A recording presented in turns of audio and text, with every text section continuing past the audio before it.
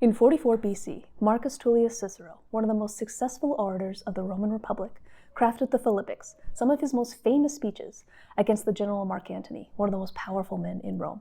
The tension between those two had been rising since March of that year, when the dictator Julius Caesar was assassinated. As dictator, Caesar forced an uneasy peace between his zealous supporters, like Antony, and his outspoken critics, like Cicero. His death left these two factions warily circling each other with a power vacuum between them. Antony was eager to fill it, and Cicero was desperate to stop him. The Philippics were how he tried. But what I'm interested in today is just one of the stories from the second speech. The second Philippic is fascinating because Cicero never actually delivered it. He gave his first speech in a meeting of the Senate on September 2nd, 44 BC. Then a few weeks later, on the 19th, Antony responded in another meeting of the Senate. But Cicero didn't show up for that one. He claimed he feared for his safety with Antony around, and instead spent the next 6 weeks crafting his reply, which he then circulated as a kind of pamphlet, so it was never given as a speech. But the fun part is that in the text, Cicero pretends that this is a speech he's giving right after Antony gave his, on the 19th. So when you read this text, 2,000 years later, in the comfort of your own home, weirdly, you're experiencing it exactly the way that Cicero intended. By reading it, he's making you a member of the Senate on that day in 44 BC while he stares down Antony himself. And in the middle of this speech, Cicero says, "I'm going to tell you a story you've heard before." I know, he says, that I'm talking about things that have come up constantly in everyone's conversations. I'll mention a few things, however, even if this speech of mine won't be able to in any way match your knowledge. I have to talk about this, he says, because where else on earth would you even hear about the existence of such disgraceful behavior, such ugliness, such shameful deeds? Now, you might be thinking, Cicero, I don't think I'm having the conversations you think I'm having. What was this disgraceful and shameful thing? That, dear viewers, was the story of Volumnia Cytheris, the topic for today's video.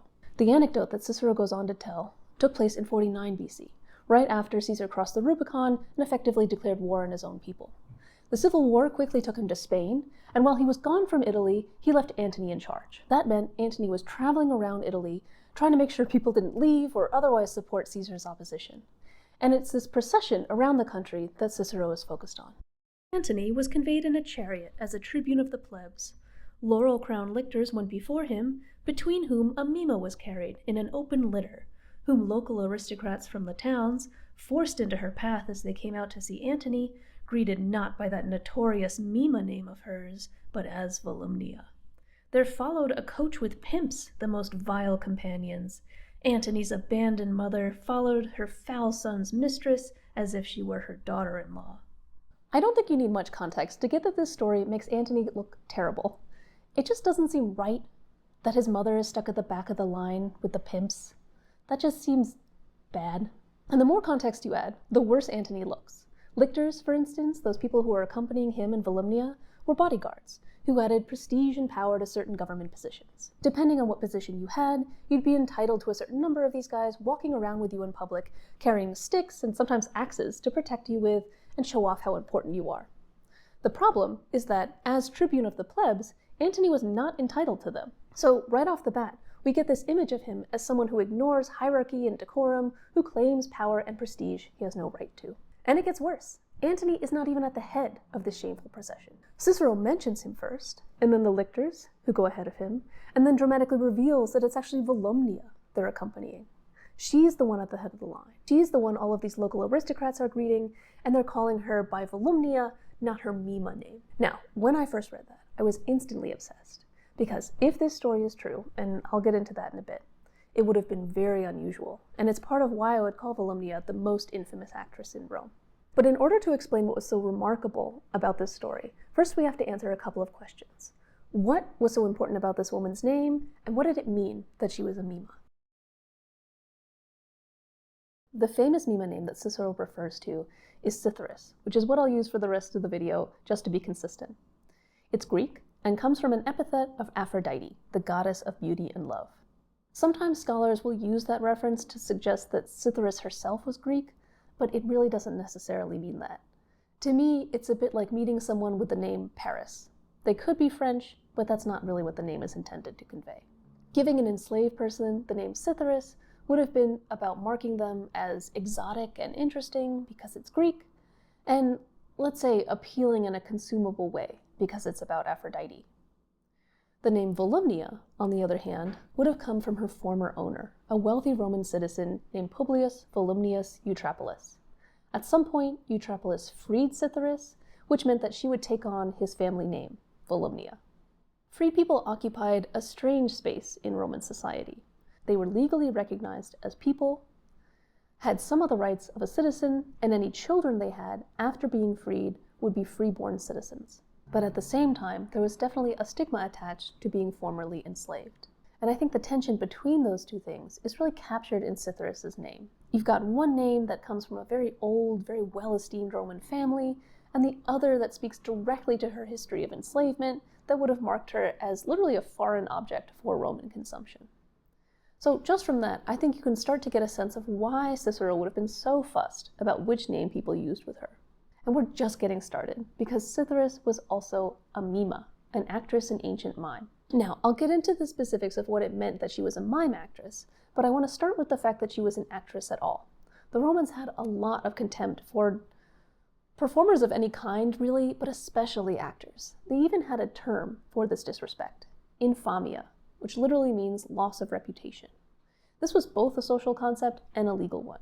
So you lost your social standing, but also the right to run for certain offices, to testify in court, and even the right to seek legal recourse if you were beaten or assaulted. I could honestly do a whole video about this topic, so I want to keep to the stuff that would have been relevant for Cytheris specifically. If infamia interests you, I highly recommend a chapter on it by Catharine Edwards, which I've given the reference for below. Edwards talks about how one of the ways that you incurred infamia, or became infamous, was to display your body to the public in a way that invited their consumption.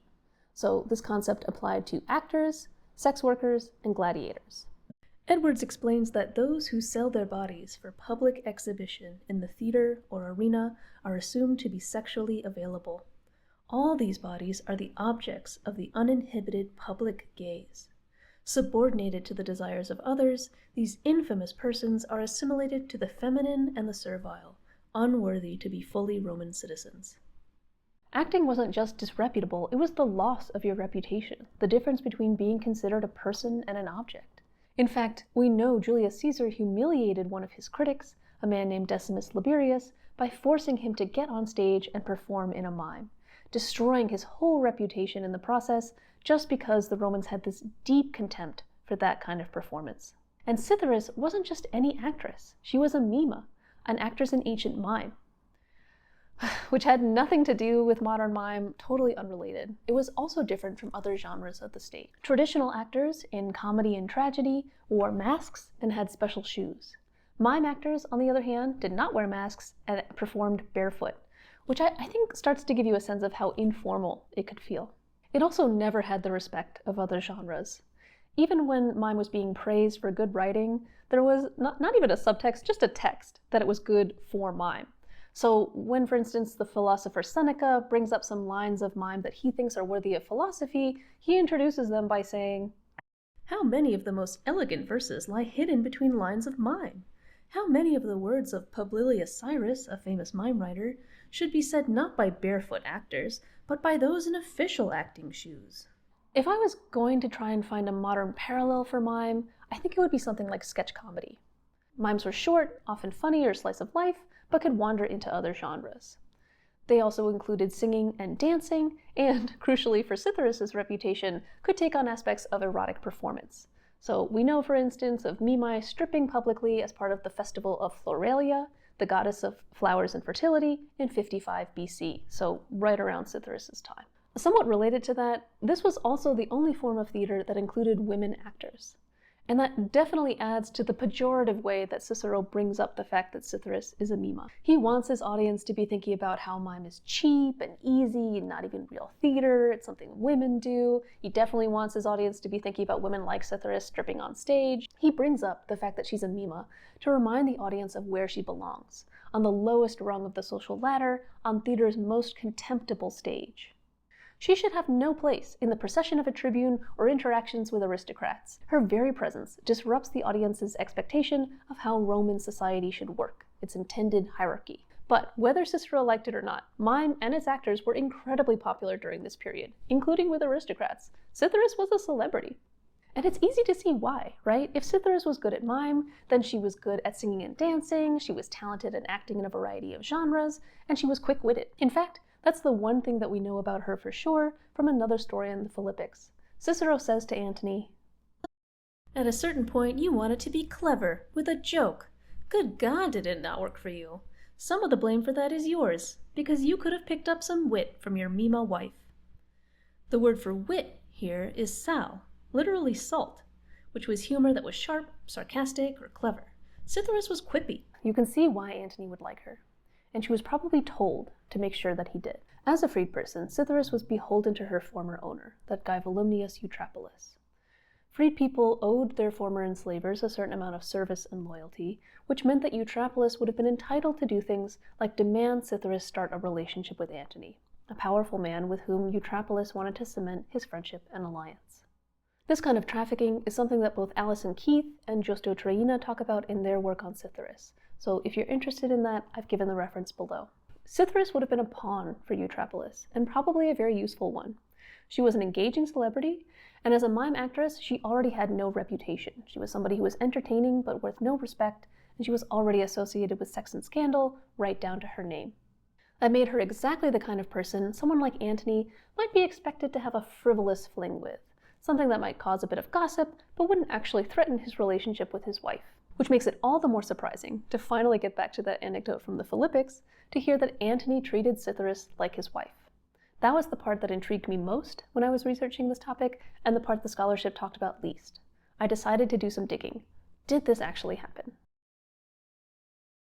Let's go back to that passage. Cicero says that Cytheris was treated like a wife, in that she was conveyed on a fancy litter, that she went ahead of Antony's mother in the procession, that she was greeted by local magistrates, and that she was addressed as Volumnia rather than Cytheris.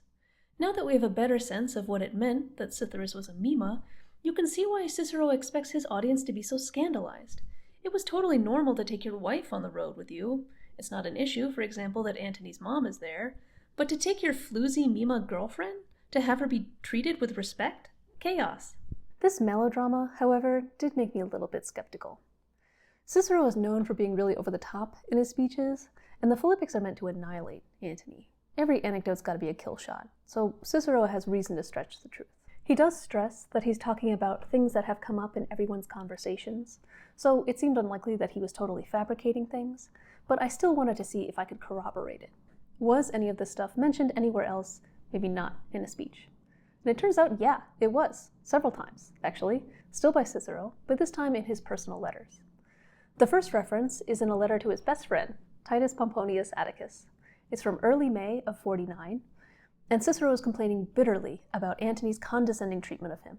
Antony, acting for Caesar, has stopped Cicero from leaving Italy, and so Cicero decides that now is a good time to complain about Antony's scandalous travels. Antony, meanwhile, as he goes around Italy, carries Cytheris with him in an open litter as a second wife. Even worse, there are 7 more litters of girlfriends or boyfriends joined to it. We don't get as many details here as we do in the Philippics, but the point is still that Cytheris, unlike all the other girlfriends and boyfriends Antony is schlepping around Italy, is being treated like Antony's wife. And if that wasn't enough proof, Cicero brings it up again in another letter to Atticus very soon after.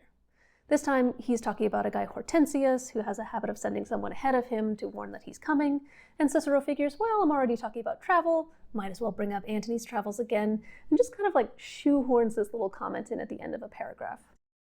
Hortensius's actions, he says, are much better than those of Antony, my fellow augur, that is a kind of priest, whose Mima is carried by a litter amongst the lictors. What I love about this letter is that it was written only 11 days after the first. Cicero was so bothered by this thing that he wrote about it twice in the span of 2 weeks to the same person, just to complain about it. But to me, the most telling discussion of Cytheris being treated like Antony's wife comes a little more than a year later, in early 47. This would have been just a few months after Pharsalus, the decisive victory of Caesar's civil war with Pompey. In the wake of the battle, Caesar went off to Egypt and left Antony in charge of Italy again for 47. Cicero, meanwhile, was in a miserable position. He'd supported Pompey, which meant that Caesar's forces disliked him, but he'd also refused to get directly involved in the fighting, which meant that he was persona non grata to Pompey's remaining followers. Cicero sends a letter to his wife, Terentia, about potentially asking Antony for help with their situation. The whole letter is only about a paragraph, and there's only really one sentence that's about Cytheris. Volumnia should have been more respectful to you than she was, and she should have done what she did with more focus and care.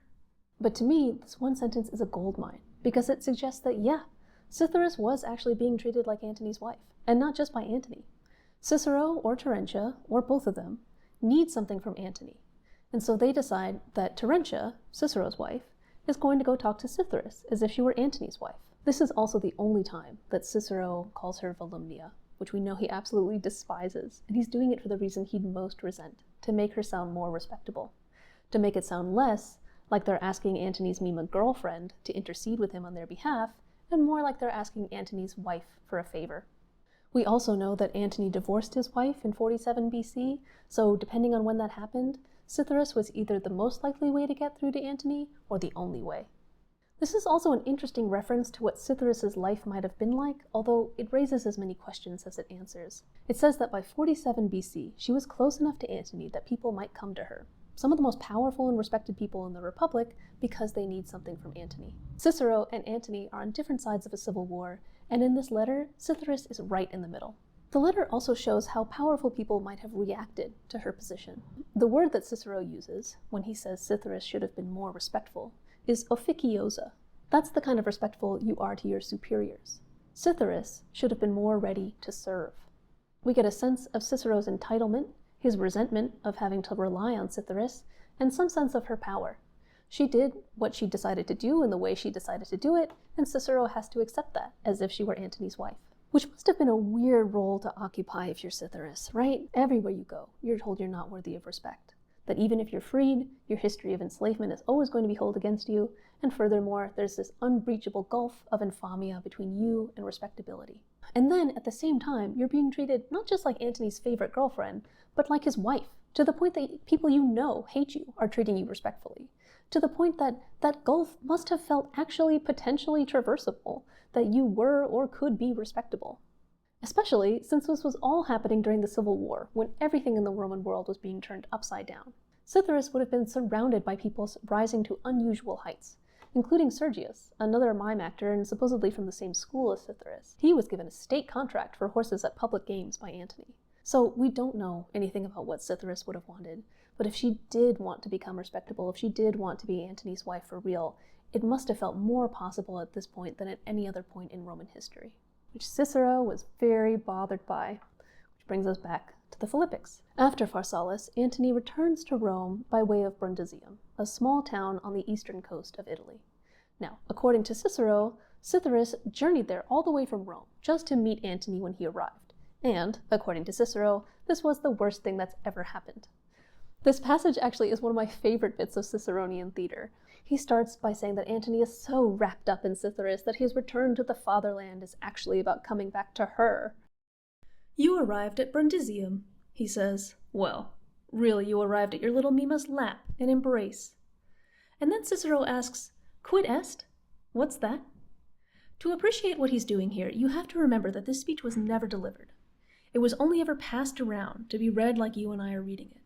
But the premise of the speech is that Cicero is delivering it, in the Senate, with Antony himself there. And Antony's so outraged by this accusation that he can't help but say something like, "That's not true." "What's that?" Cicero replies. "Oh, am I lying?"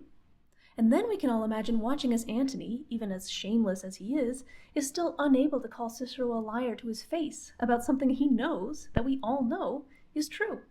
His silence is damning. "How pathetic," Cicero mocks, "to be unable to deny something that's so ugly to confess." It's this aspect of watching that Cicero is obsessed with, of everyone seeing Antony unable to deny the relationship, and more damningly, everyone seeing Cytheris and the power that has. It's not just that Antony has a scandalous relationship with her, it's that everyone else has to see it.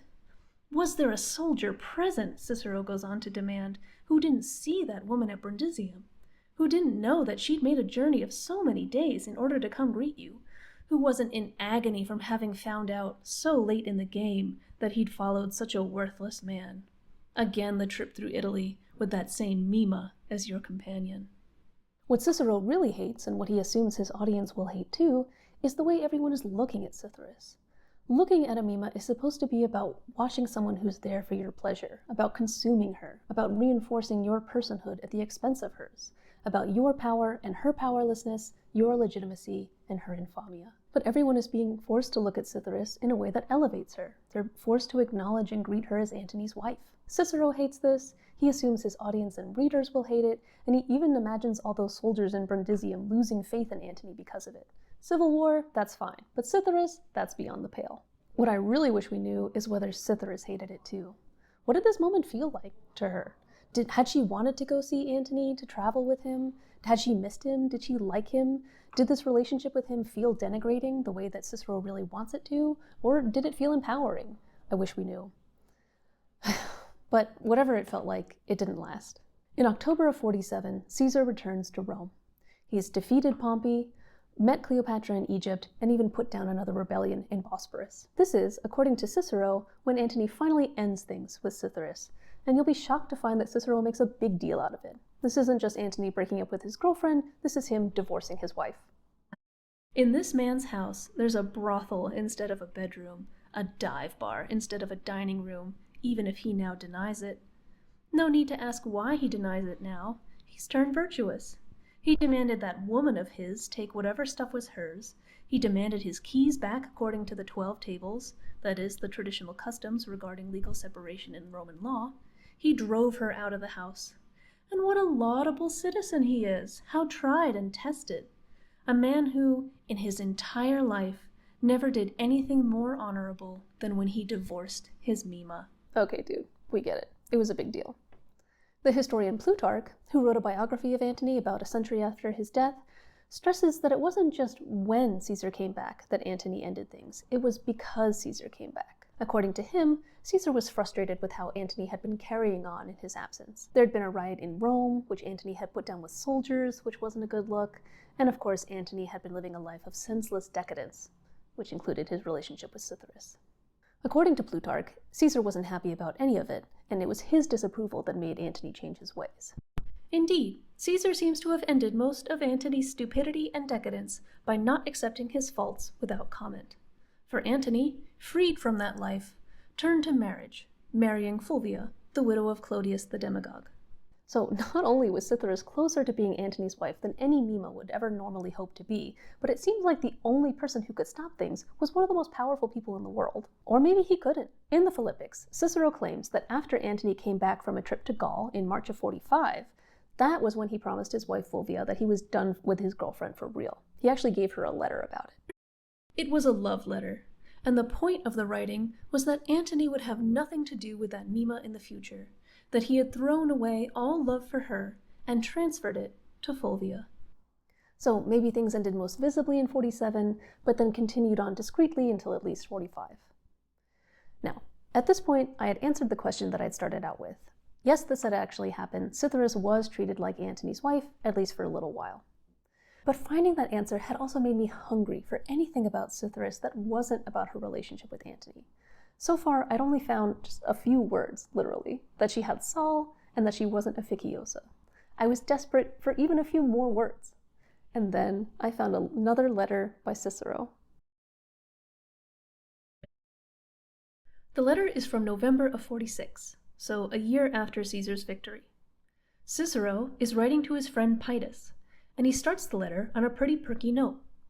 "I just sat down to dinner," he says, "when I started composing a version of this letter to you."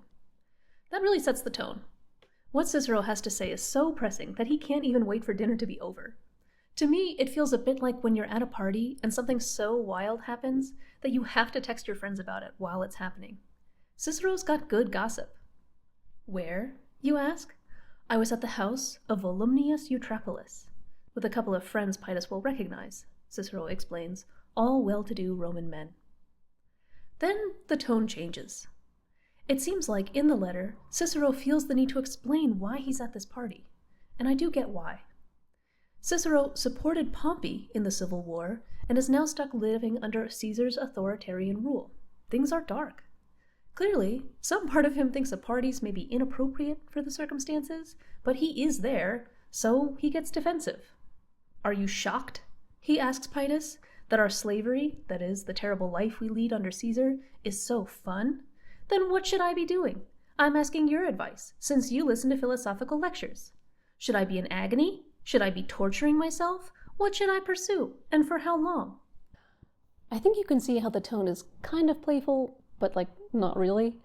Cicero is very aware of how he could be perceived, and he's so agitated about it that he imagines Paetus criticizing him just so he can shut it down. It goes on like this for a bit before Cicero remembers that, oh yeah, he's got gossip, and he transitions awkwardly back to the party. "Listen to the rest. Next to Eutropolis reclined Cytheris." Dun dun dun! The big reveal, and another reason Cicero might be defensive about this dinner. We've been talking this whole time about how deplorable it was that Antony's hanging out with mime actors, and now Cicero reveals that he was at a party with one. He imagines how shocked Paetus must be. At that dinner party, you must be saying, was the Cicero? And here he throws in a quote from an epic poem to describe himself, classic humble move. "Whom they gazed upon whose face all the Greeks turned their faces." By God, I had no idea that she would be there. Really, none of that stuff has ever excited me, not even as a young man. Definitely not as an old one. The party is what gets me going. Yeah, Cicero definitely doesn't care about this famous Scandalous Mime being at the party. In fact, he's never cared about famous Scandalous Mime, and he doesn't care so much that he's going to start writing a letter in the middle of this party just to say how much he cares. This is a revealing moment, right? Cicero cares. The whole letter is about how he cares a lot about how he's perceived, to the point that it makes him snappish and defensive. And here, he snaps defensively that the juicy bit is not that Cytheris was at the party, but that he was at the party. The famous Cicero, the one everybody is always gazing upon. And he needs you to know that he was the life of the party. He was so entertaining. He was so funny. After talking about how much he doesn't care that Cytheris was at this party, Cicero adds, "There, at this dinner, I talk about whatever comes to mind, and I turn groans into the biggest laughs." That line, to me, was also revealing, and about Cytheris as much as Cicero. Because, when you're researching women's lives, it can often be difficult to find anything that the women themselves have said. Men might talk about a woman, but there's this infuriating absence where her voice should be. We don't know what she said at this party, and Cicero is definitely not going to tell us. But we do have a sense of what she might have been like at a party. She was a successful mime, which meant she was a talented performer. She was good at ad-lib and improv. We know she was funny. She also had experience in negotiating relationships with and between Roman men, the kind that might make her a real presence at a party. And I can't prove it, but I think that's what this part of the letter is about. Cicero really needs you to know that he was the life of the party, not Cytheris. And you should respect him for that, and not think about Cytheris entertaining everyone with whatever came to mind, and turning everyone's groans into the biggest laughs.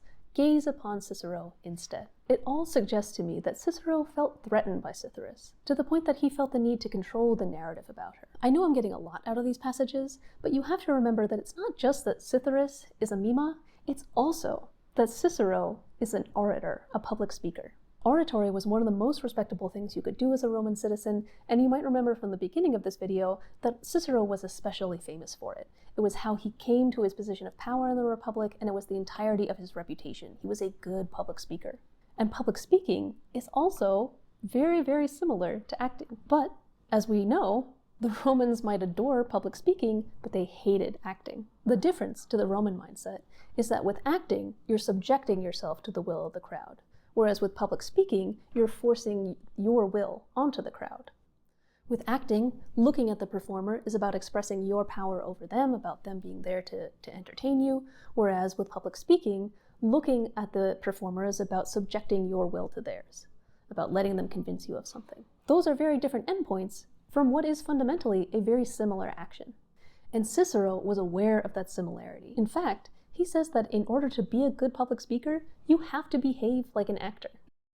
He says that if you want to be good at oratory, in addition to the shrewdness of the logicians, the ideas of the philosophers, words practically on the level of poets, the memory of lawyers, the voice of tragic actors, you also need the gestus, which covers everything from posture to attitude to gesture, of almost the best actors. A little later, he says that if you want to be a good public speaker, you should actually study actors. We must observe not only orators, but also actors, so we don't, through bad habit, wind up with some unattractive or twitchy tendency on stage. And a while after that, Cicero takes it for granted that a good orator behaves like an actor. Who could deny that the orator needs, in his movement and posture as a public speaker, the gestus and charm of a Roscius, that is a very celebrated freedman actor? Which means that, with acting and actors, there's this intense contempt from the Roman elite, but at the same time, there's this possibly painful awareness that what actors do and what public speakers do is very similar, which would naturally lead to an anxiety about proving that actors, people like Cytheris, are very different from public speakers, people like Cicero. And that anxiety would never have been higher than when you had an actor who really did start to command people's attention, to have real power and respectability, things Cytheris had. Without getting too speculative about Cicero's personal feelings, I feel it's fair to say that Cicero and anyone like him would have had a vested interest in controlling the narrative about Cytheris. Cicero does it over and over, with the same goal of making sure that whenever you're looking at her, you're really looking at him instead, and you're giving him power. His attempts to control the narrative about her, I think, probably say something about the kind of presence she had. And what's even more telling is that while I was looking around for references to Cytheris outside of her relationship with Antony, I found an entirely different narrative that people were telling about her. This next bit of evidence gives us what I think is the juiciest story about Cytheris, but it's also where things get weird. There's going to be poetry, fake names, the 5th century AD, and more people angry at Cytheris for doing what she does. So strap in.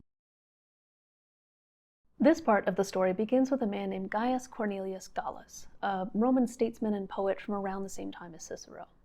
He wrote Latin love poetry about a woman named Lycoris. Gallus isn't very well known anymore, in part because we only have a few lines of his work remaining. In fact, there's only one line that mentions Lycoris at all. Are you ready for it? Sad, Lycoris, from your wickedness. That's it. Sad. That's all we get, along with some sort of wickedness. But Gallus and Lycoris are mentioned together by some other Roman poets, and at the greatest length by Virgil, who was Gallus's friend. Virgil starts one of his poems in a collection called the Eclogues by invoking the muse to ask, "Let me sing a few songs that are for my friend Gallus, but are the kind which Lycoris herself might read." Keep that bit in mind about these poems being the kind Lycoris might read. Virgil then goes on to describe how sad Gallus is. He's basically wasting away in the woods because he's so sad. And he's so sad that even the woods are crying, and the mountains are crying, and the cliffs are crying, and it gets so bad that the god Apollo himself shows up to say, "Gallus, why are you being crazy?" he said. "Lycoris, the woman you care about, has followed another man through snow and savage military camps." Now, you're probably thinking, okay, that sounds very sad for Gallus, but what does this have to do with Cytheris? Everything, it turns out. Because, okay, we've got Gallus writing about Lycoris, and then Virgil writing about Gallus, and then centuries later, a guy named Marcus Servius Honoratus writes a commentary on Virgil's works. And he says that Lycoris was actually a pseudonym for Cytheris. Servius isn't our only source for this identification, just the most relevant for this video, and he's very sure about it. He says it 3 times.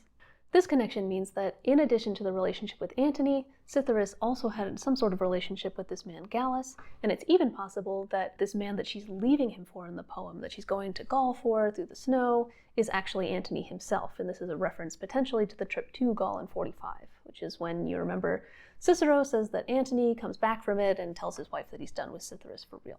So this identification gives us a few more sketchy details about Cytheris' life. I think it's safe to assume that this relationship with Gallus, like the relationship with Antony, would have been about benefiting Eutropolis in some way. Cytheris is good at what she does, so Eutropolis forces her to do it. The poems are also another clear instance of men creating narratives about Cytheris' life. The complicated reality of whatever this trip to Gaul was, whether it was with Antony or someone else, or how she felt about it, whether she chose to go or was forced to, is turned into simple wickedness in Gallus's work. Just as Cicero once buried Cytheris in the party, Virgil and Gallus are burying her in poetry, so you can gaze on them instead. Except, of course, for for that one line about these being the kinds of poems that Cytheris might read. Virgil just throws it out there, and after digging through so many works to find any reference to Cytheris, all of a sudden I get this image of her reading poetry. And not just any poetry, Virgil's poetry. If you know anything about Latin poetry, you probably know Virgil's name. He's not just the most famous Roman poet, he's the most respected. His works are considered the gold standard for what good Latin poetry should look like. Which is why it was so exciting to go back to Servius and find out that not only did Cytheris read Virgil's works, she performed them. Servius gives us this anecdote while commenting on a different poem by Virgil in the Eclogues. This poem, Servius says, was said to have been put on by Virgil to enormous acclaim, to the extent that, after Cytheris the prostitute, whom Virgil calls Lycoris later on, had performed it in the theater, a stunned Cicero asked whose poem it was. Now, this story sounds fake. The big stumbling block is the timing of Virgil's career and Cicero's death. The publication of the Eclogues isn't known for certain, but most scholars agree it was sometime after 39. Whereas Cicero, meanwhile, is dead by 43. That means that if Cicero was going to see this, it would have had to have been a very, very early showing of some of Virgil's work. But more damningly, this is exactly the kind of story that people would want to tell about Cicero and Virgil. They're both titans of the Latin canon, and there's an obvious pleasure in thinking about Cicero in the sunset of his career, hearing the work of Virgil in the dawn of his. In that sense, the anecdote really reads like fanfic. But at the same time, it makes total sense that Cytheris is at the center of this story. As a talented actress and celebrity, she would have been a natural candidate for performing and publicizing Virgil's poetry, and Virgil even mentions that she's the kind of person who would read his poems. It makes sense that Servius would assume she'd perform Virgil's poetry, and it also makes sense that he would use her to talk about Virgil's poetry. Servius is using her to talk about Virgil, the way that Virgil used her to talk about Gallus, the way that Gallus used her to talk about himself, the way that Cicero used her to talk about Antony and himself. The anecdote might not be true, but it's a testament to her talents as a performer, and to her legacy as someone who was constantly embroiled in the height of Roman society, to the point that these men created narratives about her. When I found this story, I wanted to see what other scholars had to say about it, and I found, somewhat unsurprisingly, that they were anything from suspicious to openly contemptuous of it. That search, however, ultimately led me to an article by Ismene Latta Richards, who collects these scholars' reactions. Almost entirely fictional. Pseudo-evidence about poetry being performed in theaters, they call it a product of the biographer's imagination and a dubious tale. Latta Richards also notes that these reactions tend to be the extent of what these scholars have to say on the topic. Sounds fake, didn't happen, let's move on. Now, she suspects that the way this discussion gets shut down isn't really about the timing or the fanficky nature of the anecdote, but about the fact that Cytheris, this Mima, or even the prostitute, as Servius openly calls her, is the one performing poetry by Virgil, the golden boy of Latin literature. This story, Latta Richards says, presents an erosion of hierarchy, or more accurately, the hierarchy we expect to see between author and performer, resulting in an unconscious bias against the idea, the urge to bury it and control the narrative about it. That expected hierarchy is the same one that Infamia tries to insist upon. Virgil is high literature and Cytheris is low society. How dare they overlap? These things must be kept separate as mime and oratory. The rejection of Cytheris performing Virgil's poetry is the same rejection of her being treated like Antony's wife, or that she might be able to command attention at a party. And this is why the video is entitled The Most Infamous Actress in Rome, because there were plenty of actresses who were considered infamous in ancient Rome, but Cytheris is the one people are still trying to say that about 2,000 years later, and still failing. Because now that you've watched this video, and if you go on to read any of the sources below, you know how to look past the intended hierarchy about Cytheris and see just a glimpse of the truth about her. I also wonder what Cytheris would have thought about these narratives, the way I wonder what she thought about anything. But since the one thing we know about her is that she had a sense of humor, I like to think she would have found it funny. Thank you very much for joining me. If you have any comments or questions or requests for future videos, please leave them below. Until next time, Wale.